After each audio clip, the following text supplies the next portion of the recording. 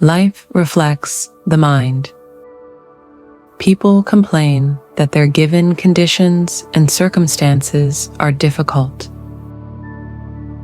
They grumble that the relationships in their lives make things harder for them. As we live our lives, the conditions, circumstances, and relationships we encounter often feel burdensome. Meditation encourages us to question why such challenges arise in our lives. It leads us to reflect, uncover the root causes, and let them go.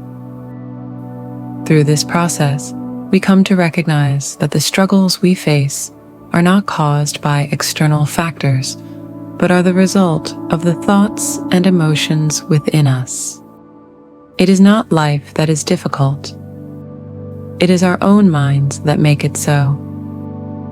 When we uproot and discard the burdensome thoughts within us, we begin to experience deep gratitude and happiness in every moment.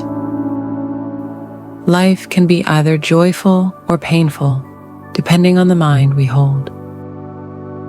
What kinds of thoughts and emotions do you carry within? When your mind aligns with the truth, your life will overflow with boundless gratitude.